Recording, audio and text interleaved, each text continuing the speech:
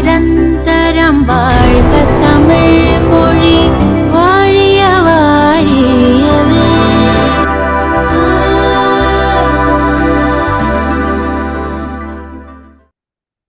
வணக்கம் மாணவர்களே, இன்று நாங்கள் கடிதம் எழுதுவது எப்படி என்று பார்க்க போகிறோம். கடிதத்தின் வரைவிலக்கணம் குறித்து பார்க்க உள்ளோம். அவ்வாறே கடிதத்தின் வகைகள் யாவை, கடிதம் எழுதப்படும் நோக்கங்கள் யாவை, கடிதத்தின் பிரதான வகைகளில் ஒன்றான உறவுமுறை கடிதத்தின் உறுப்புகள் எவை, உத்தியோகபூர்வ அல்லது தொழில்முறை கடிதம் என்றால் என்ன, என்னென்ன காரணங்களுக்காக தொழில்முறை கடிதங்கள் எழுதப்படுகின்றன, யாரால் யாருக்கு அப்படியான கடிதங்கள் எழுதப்படலாம் என்பன குறித்து நோக்க உள்ளோம். அவ்வாறே ஆறாவதாக உத்தியோகபூர்வ அல்லது தொழில்முறை கடிதத்தின் அமைப்பு எத்தகையது என்று நோக்க உள்ளோம். ஏழாவதாக உத்தியோகபூர்வ அல்லது தொழில்முறை கடிதத்தின் உறுப்புகள் எவை என்று தனித்தனியாக நோக்க உள்ளோம்.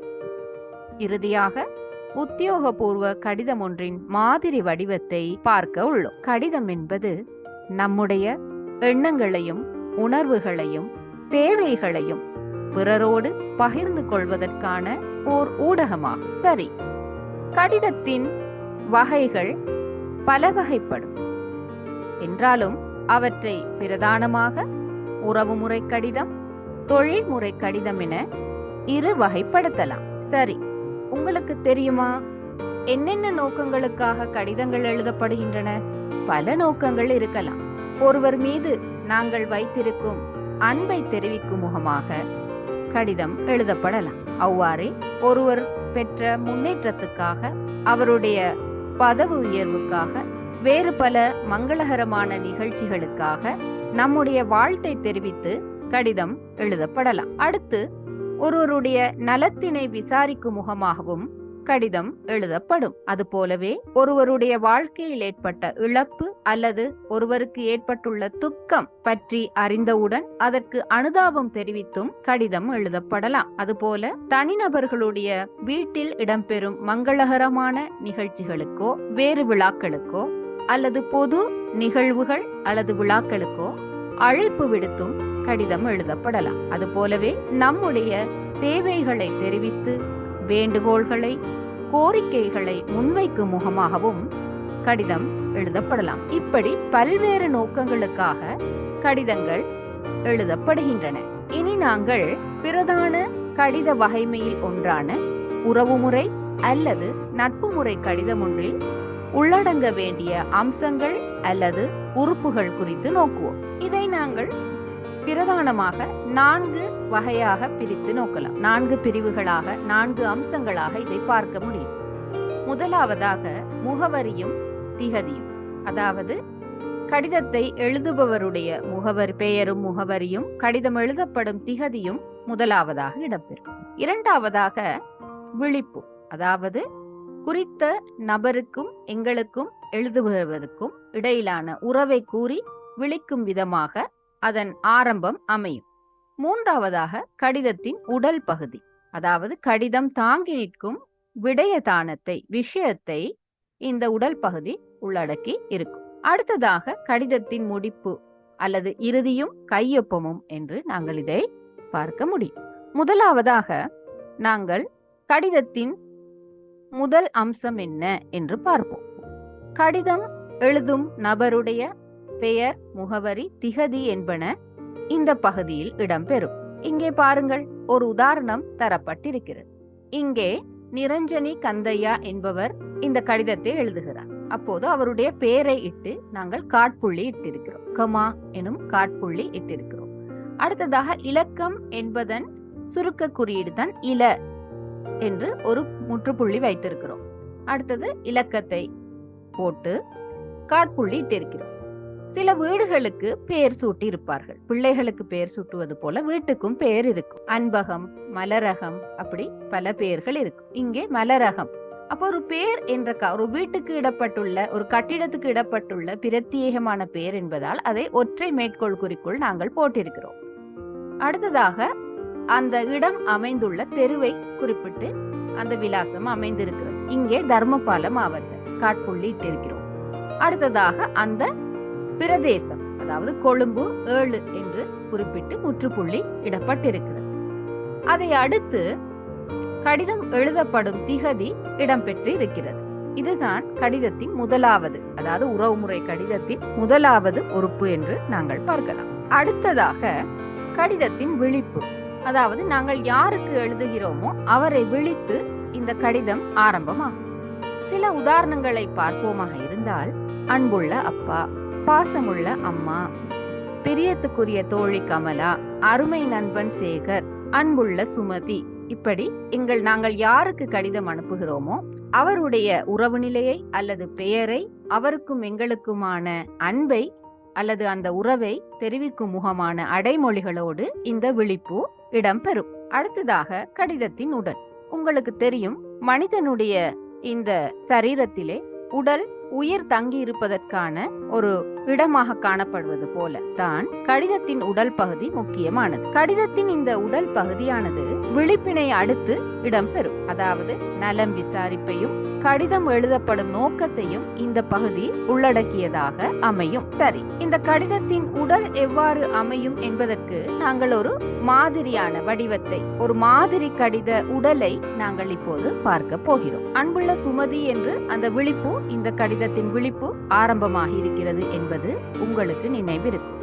அந்த கடிதத்தின் உடல் பகுதி இவ்வாறு அமையலாம். நானும் என் அம்மாவும் நலமாக உள்ளோம். நீயும் உன் குடும்பத்தினரும் நலமாகவும் மகிழ்வோடும் இருக்க இறைவனை வேண்டுகிறேன். நீ கடந்த வாரம் அனுப்பி வைத்த மடல் கிடைத்தது. உன் கடிதத்தை வாசித்து மிகுந்த மகிழ்ச்சி அடைந்தேன். உன் அக்காவுக்கு திருமணம் நிச்சயமாகி இருப்பதை தெரிவித்திருந்தாய். திருமணத்துக்கு 2 நாட்களுக்கு முன்பே நாம் உன் வீட்டுக்கு வந்துவிட வேண்டும் என்றும் எழுதியிருந்தாய். அக்காவின் திருமண செய்தி எனக்கும் அம்மாவுக்கும் மிகவும் மகிழ்ச்சி அளித்தது. அக்காவிடம் எங்கள் அன்பான நல்வாழ்த்துக்களை தெரிவித்து விடு. நானும் அம்மாவும் கட்டாயமாக முன்கூட்டியே அங்கு வந்து விடுவோம் என்று உன் அம்மாவிடமும் அக்காவிடமும் சொல். மேலும் அக்காவின் திருமணத்தன்று நானும் நீயும் அணிவதற்காக ஒரே நிறத்தில் ஒரே விதமான 2 அழகான சேலைகளையும் அதற்கேற்ற அணிகலன்களையும் வாங்கி வைத்து விட்டேன். நாம் இருவரும் திருமண நாளில் ஒரே விதமாக சேலை அணிந்திருப்பதை பார்த்து எல்லோருக்கும் இன்ப அதிர்ச்சியாக இருக்கட்டும். எனவே அதை இப்போதைக்கு யாரிடமும் சொல்லிவிடாதே. ஊருக்கு வந்து உங்கள் அனைவரையும் நேரில் காணும் நாளை அவளோடு எதிர்பார்த்து கொண்டிருக்கின்றேன். இப்போது பாருங்கள், இந்த கடிதத்தின் உடல் பகுதியிலே முதலாவது பந்தி நல விசாரிப்பாக இருக்கிறது. பரஸ்பர நல விசாரிப்பு. எங்களுடைய எழுதுபவருடைய நலத்தையும் கூறி கடிதத்தை பெறுபவருடைய குடும்பத்தின் அந்த எழுதியிருக்கும் தோழரின் அல்லது தோழியின் நலத்தை விளைவதாகவும் கூறி அந்த முதலாவது பந்தி அமைந்து இருக்கிறது. 2வது பகுதியை பாருங்கள். இந்த 2வது பந்தியிலே இந்த கடிதத்தின் நோக்கம், அதாவது இந்த கடிதத்தை, இந்த உதாரண கடிதத்தை பொறுத்தவரையிலே ஏற்கனவே திருமணத்துக்கு, அக்காவின் திருமணத்துக்கு முதல் 2 நாட்களுக்கு முன்பே வந்து சேருமாறு அழைப்பு விடுத்து எழுதிய தோழியின் கடிதத்துக்கான பதில் கடிதமாகத்தான் இந்த கடிதம் அமைந்திருக்கிறது. அப்போது அந்த கடிதம் கிடைத்தது என்று தெரிவித்து அதற்கான பதில் வருவோமா வரமாட்டோமா என்பதை குறிப்பிடுவதாக, சில வேளை இந்த கடிதத்துக்கு வர கிடைக்காது என்று கூறி கூட பதில் எழுதப்படலாம். இங்கே கடிதத்தை, அந்த அழைப்பை ஏற்று திருமண நிகழ்வுக்கு வந்து கலந்து கொள்வதாக தெரிவித்து இந்த 2வது பந்தி அமைந்திருக்கிறது. 3வது பந்தி தோழிகள் இருவருடைய அந்த நெருக்கத்தையும் அந்த நட்பின் ஆழத்தையும் வெளிக்காட்டும் ஒரு சேலை பற்றி குறிப்பிடுவதாக இருக்கிறது. இந்த உடல் பகுதியின் கடைசி பந்தி அந்த நாளை எதிர்பார்த்து காத்திருப்பதாக சொல்வதோடு முடிகிறது. சில வேளை இந்த இடத்தில் பதில் கடிதத்தை எதிர்பார்த்து காத்திருப்பதாக கூட எழுத முடியும். சரிதானே? ஒரு கடிதத்தின் உடல் எப்படி அமையலாம் என்பதற்கான ஒரு மாதிரி இங்கே தரப்பட்டிருக்கிறது. இனி நட்பு முறை அல்லது உறவு முறை கடிதத்தின் இறுதி பகுதி எப்படி அமையும்? கடிதத்தின் உடலை அடுத்து கடிதத்தை எழுதும் நபருக்கும் அதனை பெறும் நபருக்கும் இடையிலுள்ள உறவு நிலையை வெளிப்படுத்தி முடிக்குமாறு இந்த பகுதி இடம்பெறும். சில உதாரணங்களை பார்ப்போமாக இருந்தால், இப்படிக்கு காட்புள்ளி அல்லது இவ்வண்ணம் என்று போட்டு காட்புள்ளி இடலாம். மிக்க அன்புடன் என்று கூறியும் காட்புள்ளி இடலாம். அதற்கு பிறகு என்ன உறவுமுறை என்பது சொல்லப்படுகிறது. அன்பு மகன், அருமை தோழி, பிரியமுள்ள நண்பன், உன் உயிர் தோழி என்பதாக இந்த இறுதி முடிப்பு பகுதி இருக்கும். இங்கே உதாரண கடிதத்திலே மிக்க அன்புடன் உன் உயிர் தோழி நிரஞ்சனி என்று கடிதம் முடிக்கப்பட்டிருக்கிறது. இந்த உயிர் தோழி என்பதற்கு பிறகு எங்களுடைய கையொப்பத்தை இட்டு அதன் கீழே நிரஞ்சனி என்று அந்த பெயரை எழுத முடியும். சரி, உறவுமுறை அல்லது நட்பு முறை கடிதத்துக்கான சில பயிற்சிகளை பார்ப்போம். நீங்கள் இதை எழுதி பாருங்கள். எழுதிய கடிதத்தை உங்கள் ஆசிரியரிடம் கொடுத்து திருத்தி எடுத்துக் கொள்ளுங்கள். முதலாவது, உங்கள் பிறந்த நாள் கொண்டாட்டத்திற்கு அழைப்பு விடுத்து உங்கள் பள்ளி தோழருக்கு ஒரு கடிதம் எழுதுக. இது விடுமுறை காலமாக இருந்தால் மிகவும் நல்லது. அதையும் குறிப்பிட்டு நீங்கள் கடிதத்தை எழுதலாம். இரண்டாவது, வெளிநாட்டில் வசிக்கும் மாமாவுக்கு நீங்கள் கல்வி பொதுத்தராதர சாதாரண தர பரீட்சையில் சிறப்பாக சித்தி அடைந்ததை தெரிவித்து ஒரு கடிதம் எழுதுக. மூன்றாவதாக, வாகன விபத்தில் தன் பெற்றோரை இழந்து தவிக்கும் தோழிக்கு ஆறுதல் தெரிவித்து ஒரு கடிதம் எழுதுக. அப்படி எழுதும் போது உங்களுக்கு அந்த மரண சடங்கிலே கலந்து கொள்ள முடியாமல் போனமைக்கு வருத்தம் தெரிவித்தும் அவரை தைரியமாக இருக்குமாறும் இதற்கு பிறகு ஏதேனும் அவருக்கு உதவிகள் தேவைப்படும் போது தாங்கள் உடனிருக்க போவதாகவும் நம்பிக்கை ஊட்டி தன்னம்பிக்கை ஊட்டி ஆறுதல் தெரிவிப்பதாக இந்த கடிதம் அமையலாம். அடுத்ததாக, இரண்டாவது பிரதான வகைமை உத்தியோகபூர்வ கடிதம் அல்லது தொழில்முறை கடிதம். உத்தியோகபூர்வ கடிதம் என்றால் என்ன உங்களுக்கு தெரியுமா மாணவர்களே? ஏதேனும் ஒரு முறைப்பாட்டினை மேற்கொள்ளவோ ஒரு கோரிக்கையை அல்லது வேண்டுகோளை முன்வைக்கவோ உத்தியோகபூர்வ அல்லது தொழில்முறை கடிதம் எழுதப்படும். அப்படியான கடிதத்துக்கு சில உதாரணங்களை பார்க்கலாம். அலுவலகத்தில் விடுமுறை கோருவதற்காக, பொது இடத்தில் கூட்டம் ஒன்று நடத்துவதற்கு அனுமதி கோருவதற்காக, வீதியை அதாவது சிதைந்து போயிருக்கும் சீரழிந்து போயிருக்கும் வீதியை புனரமைத்து தருமாறு வேண்டுகோள் விடுப்பதற்காக, விவசாய கடனுதவி கோருவதற்காக,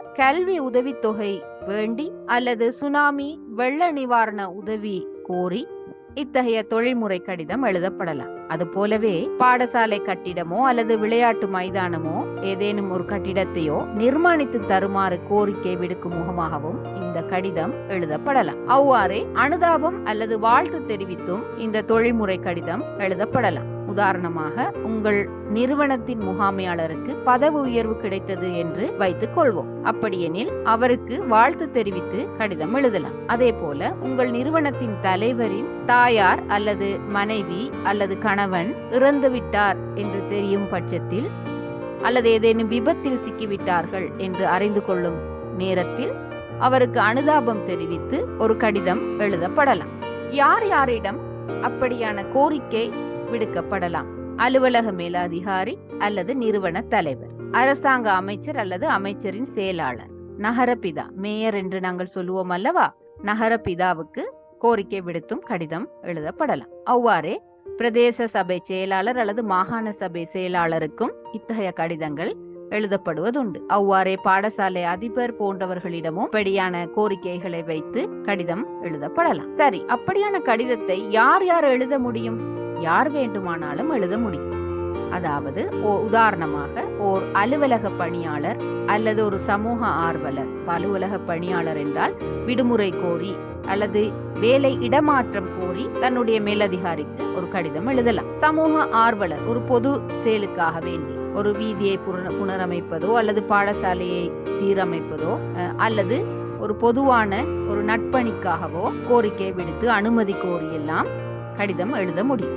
அவ்வாறு ஏழை விவசாயி ஒருவர் தனக்கு மானியம் பெறுவதற்காகவோ அல்லது இயற்கை அனர்த்தம் காரணமாக தன்னுடைய விவசாய பயிர்கள் சேதமடைந்ததற்காக நிவாரணம் கோரியோ கடிதம் எழுதலாம். அவ்வாறே வறிய மாணவர்கள் தங்களுடைய கல்வியை தொடர்வதற்கு நிதி உதவி கோரி கல்வி உதவித்தொகை கோரியும் கடிதம் எழுதலாம். அது போலவே வாலிபர் சங்க அல்லது மகளிர் சங்க செயலாளரும் பொதுவான நோக்கங்களுக்காக, பொது பணிகளுக்காக, நட்காரியங்களுக்காக வேண்டுகோள்களை முன்வைத்து கடிதம் எழுதலாம். அதுபோல பாடசாலை அதிபர் அல்லது பெற்றோர் ஆசிரியர் சங்க செயலாளர் போன்றவர்களும் இத்தகைய தொழில்முறை கடிதத்தை எழுத முடியும். அடுத்ததாக நாங்கள் இந்த உத்தியோகபூர்வ கடிதம் அல்லது தொழில்முறை கடிதத்தின் அமைப்பு எத்தகையது என்று நோக்குவோம். இதில் பிரதானமாக 7 முக்கியமான கூறுகளாக இந்த பகுதியை நாங்கள் பிரித்து நோக்க முடியும். முதலாவது, எழுதுபவருடைய பெயர், முகவரி, திகதி. இரண்டாவதாக, பெறுபவருடைய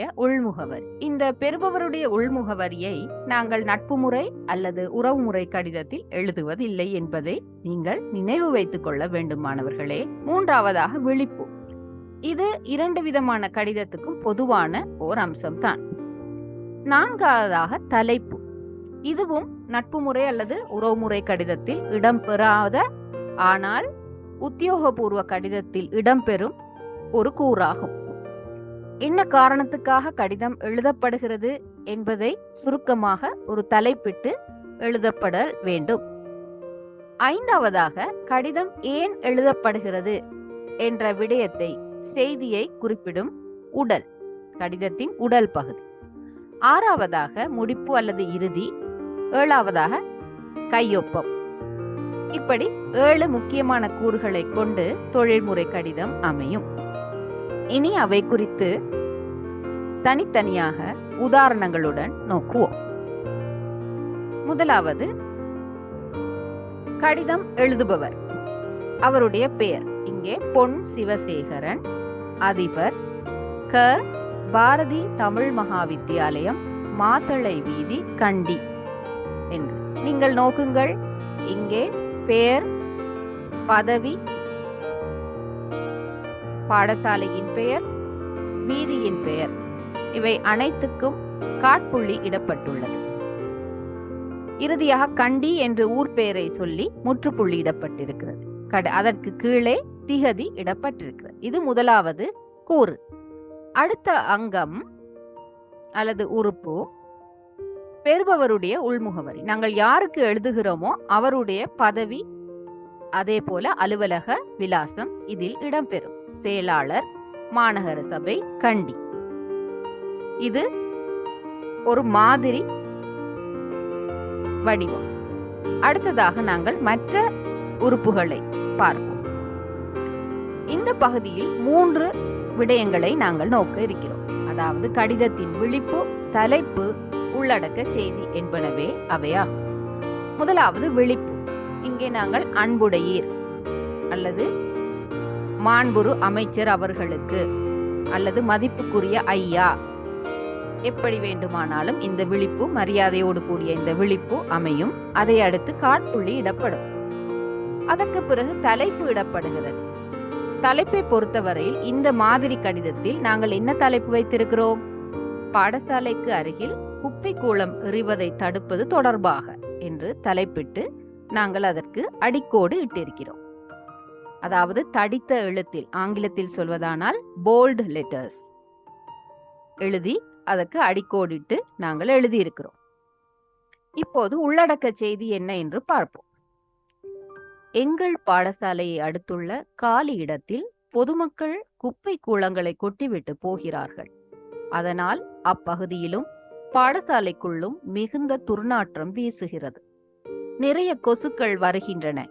அங்குள்ள பிளாஸ்டிக் பைகள், கோப்பைகள் என்பவற்றில் மழை நீர் தேங்குவதால் நுளம்புகள் பெருகி டெங்கு முதலான நோய்கள் பரவும் அபாயமும் ஏற்பட்டுள்ளது. எனவே எமது மாணவர்கள் இதனால் பெரும் சிரமத்தையும் அபாயத்தையும் எதிர்கொள்கிறார்கள். மேலும் குறித்த இடத்தின் சொந்தக்காரர் யார் என்று தெரியவில்லை. அத்துடன் அந்த இடத்தை சுற்றி ஒரு பெரிய வேலியும் இருப்பதால் எங்களாலும் அங்குள்ள குப்பைகளை அகற்ற முடியவில்லை. எனவே தயவு செய்து எங்கள் பாடசாலைக்கு பக்கத்து நிலத்தின் சொந்தக்காரரை கண்டறிந்து அவரை தொடர்பு கொண்டு அங்குள்ள குப்பை கூளங்களை அகற்றவும், இனிமேல் அங்கே யாரும் குப்பை போடாமல் தடுக்கவும் உரிய நடவடிக்கை எடுக்குமாறு பணிவாய் வேண்டுகின்றேன். இறுதியாக கடித முடிப்பும் கையெழுத்தும். இங்கே பாருங்கள், கடித முடிப்பை பொறுத்தவரையில் நன்றி என்று முற்றுப்புள்ளி இடுகிறோம். அதன் பிறகு இப்படிக்கு அல்லது இவ்வண்ணம் என்று போட்டு காட்புள்ளி இடுகிறோம்.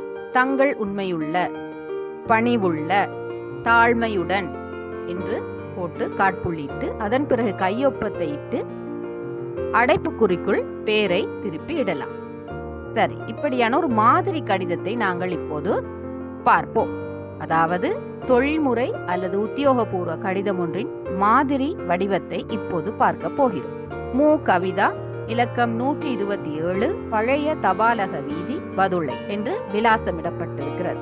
ஊர் ஊரின் பேர் பதுளை என்று முடியும் இடத்தில் மட்டும்தான் முற்றுப்புள்ளி இடப்பட்டிருக்கிறது. இலக்கம் என்ற சுருக்கத்துக்கும் அங்கே ஒரு முற்றுப்புள்ளி இருக்கிறது. மற்ற இடங்களில் காட்புள்ளி இடம்பெற்றுள்ளது. அடுத்ததாக திகதி இடப்பட்டிருக்கிறது. பிறகு இப்போது உள்முகவரி, அதாவது நாங்கள் யாருக்கு எழுதுகிறோம் என்பவருடைய முகவரி இங்கே இடம்பெற்றிருக்கிறது. மாண்புமிகு கல்வி அமைச்சர், கல்வி அமைச்சு, இசுருபாய பத்திரமுல்லை, கொழும்பு 10,120 என்று அந்த தபால் குறியீட்டு எண் இங்கே இடம்பெற்றிருக்கிறது. அடுத்ததாக விழிப்பு, மாண்புரு கல்வி அமைச்சர் அவர்களுக்கு.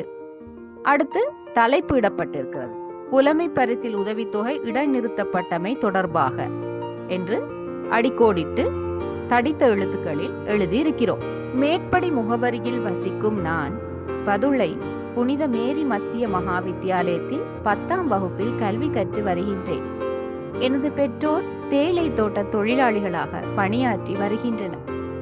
நான் 5ஆம் ஆண்டு புலமை பரிசில் பரீட்சையில் சித்தியடைந்து புலமை பரிசில் உதவித்தொகை மூலம் என் கல்வியை தொடர்ந்தேன். எனினும் 2022ஆம் வருடம் அக்டோபர் மாதம் முதல் இதுவரை எனக்கான புலமை பரிசில் உதவித்தொகை கிடைக்கப் பெறவில்லை. அதனால் என்னுடைய கல்வி நடவடிக்கைகளை தொடர்வது மிகவும் சிரமமாக உள்ளது. மேலும் என்னுடைய கல்விக்கான செலவுகளை பொறுப்பேற்கும் அளவுக்கு என் பெற்றோருக்கு வருமானமும் போதாது. இந்நிலையில் என் கல்வி பாதிப்புறும் நிலையில் உள்ளது. எனவே தயவு செய்து கூடிய விரைவில் இடைநிறுத்தப்பட்டுள்ள என்னுடைய புலமை பரிசில் உதவித்தொகை தொடர்ந்து கிடைப்பதற்கு உரிய நடவடிக்கைகளை மேற்கொண்டு உதவுமாறு மிகுந்த பணிவுடன் வேண்டிக் கொள்கின்றேன். நன்றி. இவ்வண்ணம் தங்கள் உண்மையுள்ள மு. கவிதா. இப்போது உங்களுக்கு ஒரு தெளிவு வந்திருக்கும் என்று நினைக்கிறேன். பின்வருமாறான கடிதங்களை எழுதி பார்த்து உங்கள் வகுப்பாசிரியரிடம் அதை கொடுத்து செவ்வை பார்த்து கொள்ளுங்கள். உங்கள் ஊரின் வாலிபர் சங்கத்தின் செயலாளர் என்ற முறையிலே ஊரில் நடக்கவிருக்கும் வருடாந்த விளையாட்டு போட்டி நிகழ்ச்சிக்கு பிரதம அதிதியாக கலந்து கொள்ள வருகை தருமாறு அழைப்பு விடுத்து நகர பிதாவுக்கு ஒரு கடிதம் எழுதலாம். அடுத்து, புலமை பரிசில் பெற்று வெளிநாட்டுக்கு மேற்படிப்புக்காக செல்லவிருக்கும் உங்கள் நிறுவன முகாமையாளருக்கு வாழ்த்து தெரிவித்து ஒரு கடிதம் வரையலாம். அடுத்து, பாடசாலை அதிபர் என்ற வகையில் உங்கள் பாடசாலையின் கேட்போர் கூடத்தை, ஆடிட்டோரியம் என்று சொல்வோம் அல்லவா, கேட்போர் கூடத்தை புனரமைத்து தருமாறு வேண்டுகோள் விடுத்து கல்வி அமைச்சருக்கு ஒரு கடிதம் எழுதி பார்க்கலாம். நல்லது மாணவர்களே, இந்த வகுப்பிலே நாங்கள் கடிதம் என்றால் என்ன, கடிதத்தின் வகைகள் எவை, என்னென்ன நோக்கங்களுக்காக கடிதங்கள் எழுதப்படுகின்றன, நட்பு முறை அல்லது உறவுமுறை கடிதம் எப்படி இருக்கும், அதில் இடம்பெறும் உறுப்புகள் அல்லது அங்கங்கள் எவை, அதே போல உத்தியோகபூர்வ அல்லது தொழில்முறை கடிதம் என்றால் என்ன, என்னென்ன நோக்கங்களுக்காக யாரால் யாருக்கு அது எழுதப்படலாம் என்பது குறித்தும், உத்தியோகபூர்வ கடிதம் ஒன்றின் அங்கங்கள் பற்றியும், அது தொடர்பான மாதிரி கடித உதாரணங்களையும் நாங்கள் பார்த்திருக்கிறோம். இனிமேல் இந்த 2 விதமான கடிதங்களை எழுதுவதில் உங்களுக்கு எந்தவித இடர்பாடும் இருக்காது என்று நாங்கள் நம்புகிறோம். உங்களுக்கு எங்களுடைய மனமார்ந்த நல்வாழ்த்துக்கள். நன்றி.